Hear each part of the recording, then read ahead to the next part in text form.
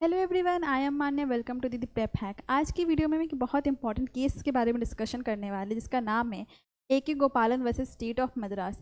ये एक बहुत इंपॉर्टेंट केस था और एक बहुत इंपॉर्टेंट लैंडमार्क जजमेंट था रिगार्डिंग आर्टिकल 21। तो बेसिकली इस केस में क्या होता है, इस केस में एक पर्सन रहता है जिसका नाम रहता है ए.के. गोपालन, जिसे क्या करते हैं गवर्नमेंट उसे अरेस्ट कर लेती है। अरेस्ट किस बेसिस पे कर लेती है? जब हमारा कॉन्स्टिट्यूशन बना था तो एक एक्ट था, प्रिवेंटिव डिटेंशन एक्ट 1950। इस एक्ट में क्या होता था, अगर किसी पर्सन को ऐसा लगता है कि यहाँ पे क्राइम होने वाला इस पर्सन के थ्रू, या गवर्नमेंट को या किसी पब्लिक ऑफिसर को ऐसा लगता है कि फ्यूचर में क्राइम होने वाला है, तो उस क्राइम को रोकने के लिए वो किसी पर्सन को अरेस्ट कर लेती है। हाँ, लेकिन आफ्टर अरेस्ट करने के बाद उसे ये रीज़न ही बताना पड़ता है कि उसने अरेस्ट क्यों किया, और वो बस एक टाइम लिमिट तक ही अरेस्ट कर सकती है। तो इस केस में क्या होता है, इस एक्ट का यूज़ कर ए.के. गोपालन को अरेस्ट कर लिया जाता है। उसके बाद वो आर्टिकल 32 क्या है? आर्टिकल 32 हमारे एक फंडामेंटल राइट्स में लास्ट आर्टिकल आता है जो हमें रेमेडी प्रोवाइड करता है। रेमेडी मीन्स कि अगर किसी पर्सन का फंडामेंटल राइट वॉयलेट होता है तो वो डायरेक्ट सुप्रीम कोर्ट जा सकता है। सुप्रीम कोर्ट जाकर वो एक रिट इशू करा सकता है। मीन्स अगर आपका फंडामेंटल राइट वॉयलेट हुआ है तो आपको लोअर कोर्ट, हायर कोर्ट या कहीं और जाने की ज़रूरत नहीं है, आप डायरेक्ट सुप्रीम कोर्ट में जाकर रिट इशू करा सकते हैं। तो ए.के. गोपालन कोर्ट में जाके हैबियस कॉर्पस रिट इशू कराता है। अब हैबियस कॉर्पस क्या है? हैबियस कॉर्पस वो है, अगर किसी पर्सन को इलीगल वे में अरेस्ट कर लिया गया या पुलिस किसी को अरेस्ट करके जेल में रखती है और उसको रीज़न नहीं बताती कि उसको अरेस्ट क्यों करें, इस सिचुएशन में क्या होगा, वो पर्सन या उसकी फैमिली मेम्बर, नॉट सिर्फ फैमिली मेम्बर तक लिमिटेड नहीं, उसके नोन में कोई पर्सन लाइक उसके कलीग्स, उसके फ्रेंड्स या उसके वेल विशर, कोई भी उस पर्सन के बिहाफ में सुप्रीम कोर्ट में रिट इशू करा सकते हैं हबियस कॉर्पस के नाम से। हबियस कॉर्पस में क्या होता है, कोर्ट पुलिस से उसका रीज़न पूछती है कि आपने उस पर्सन को क्यों अरेस्ट किया, उसको कोर्ट में प्रेजेंट करवाती और रीज़न पूछती है। अगर रीज़न इनवैलिड होगा तो कोर्ट उसको रिलीज़ कर देती है।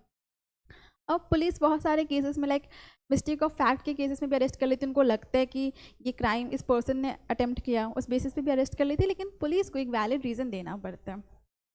वो किसी भी को भी डिटेंशन में नहीं रख सकती है। तो इस केस में यही हुआ था कि ए.के. गोपालन को अरेस्ट कर लिया गया था और उसे नहीं बताया जा रहा था रीज़न क्या, तो उन्होंने हैबियस कॉर्पस रिट इशू कराया था।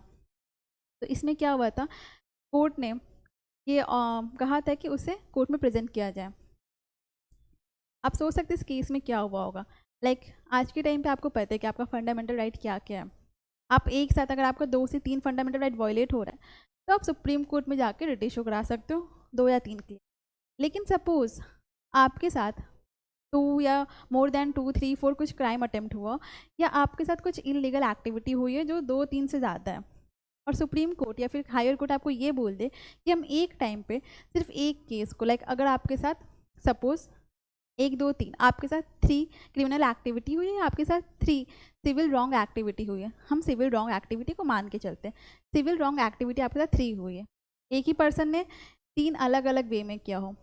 तो आप मोस्टली मूवीज़ में देखते हो, आप लॉ पढ़ते होंगे, तो आप देखते होंगे कि हर एक चीज़ के हिसाब से लाइक उनको इंटरकनेक्ट किया जाता है, उसके बिहाफ में आपको कंपनसेशन मिलता है, ठीक है।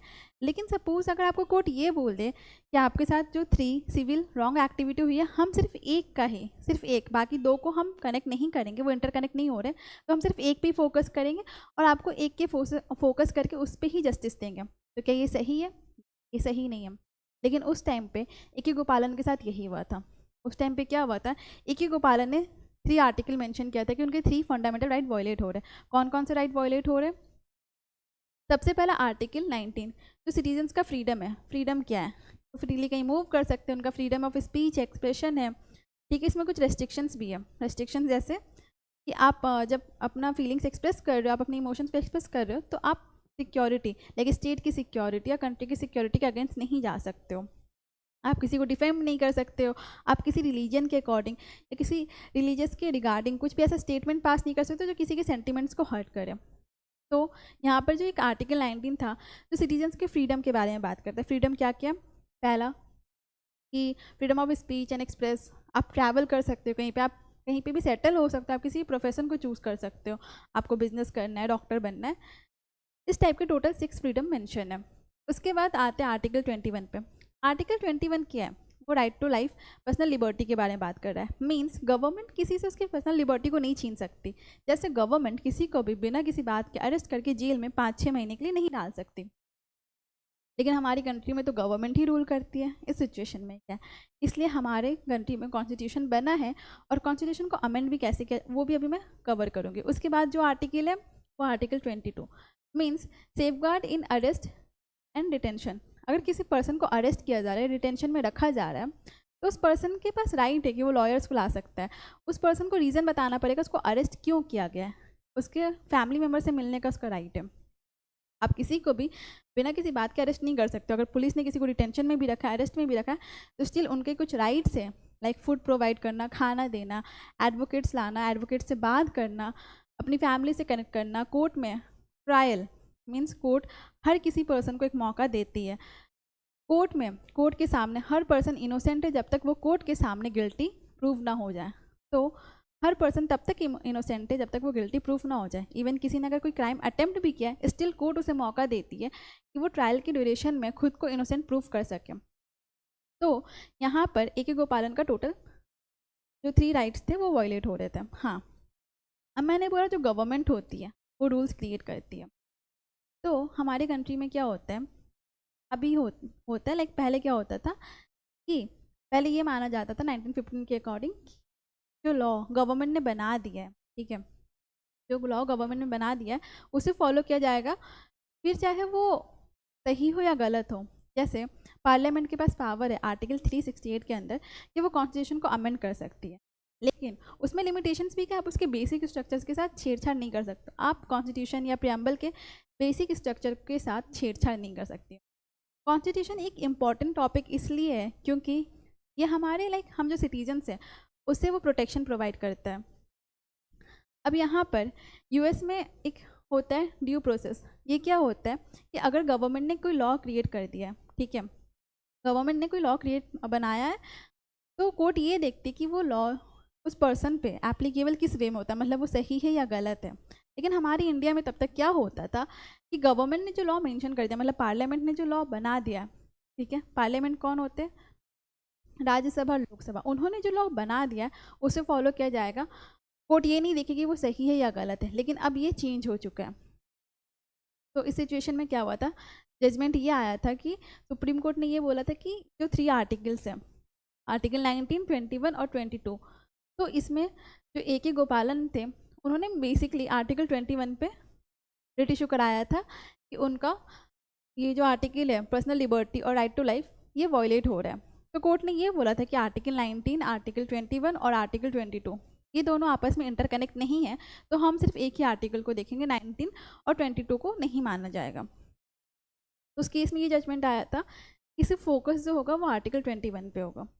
लेकिन आज के टाइम पे क्या है, आज के टाइम पे अगर आपका 1 से 2 या 3 राइट्स वॉयलेट हो रहे हैं तो कोर्ट उसको एक साथ सुनती है। ये इसलिए था क्योंकि ये लॉ के द्वारा मेंशन था। कहाँ मेंशन था, ये मेंशन था प्रिवेंशन एक्ट में, जहाँ पे ये बोला गया था कि जो पर्सन है, ठीक है, मतलब अगर किसी को अरेस्ट कर लिया गया है तो जो लॉ बन चुका है कोर्ट यही देखेगी सही है या गलत है, वो नहीं देखेगी।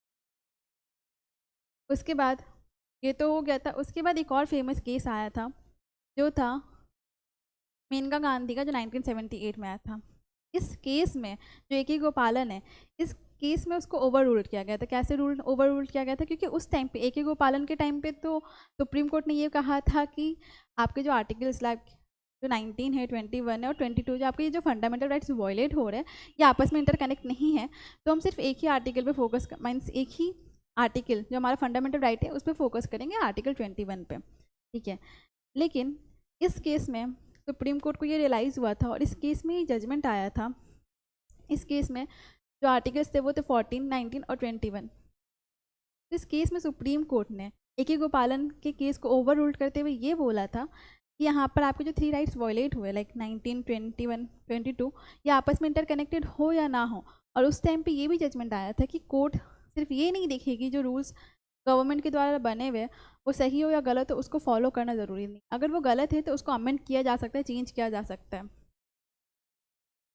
मैं नेक्स्ट वीडियो में मेनका गांधी जो केस था 1978 का, उस पर एक डिटेल वीडियो शूट करूँगी। आज की वीडियो में मैं ये बस बताऊँगी कि ये आपस में इंटरकनेक्ट कैसे हुआ था। इस सोचिए इतने लंबे टाइम के बाद एक ही गोपालन में ओवर रूल्ड किया गया था इस केस को। तो यहाँ पर सुप्रीम कोर्ट का जजमेंट ये आया था कि अब आगे से जो भी केसेस आएंगे, अगर किसी का फंडामेंटल राइट वायलेट हो रहा है तो सबको एक साथ देखा जाएगा। मीन्स आर्टिकल से इंटर कनेक्टेड हो या ना कनेक्टेड हो, या कोई भी क्रिमिनल एक्टिविटी या सिविल रॉन्ग एक्टिविटी कनेक्टेड हो या ना कनेक्टेड हो, उसको एक साथ देखा जाएगा। तो इस केस में ओवररूल्ड ये किया गया था कि जो आर्टिकल 19, आर्टिकल 21 और 22 उसको एक साथ देखा जाएगा और उसके बेसिस पे उसको रिलीफ मिलेगा।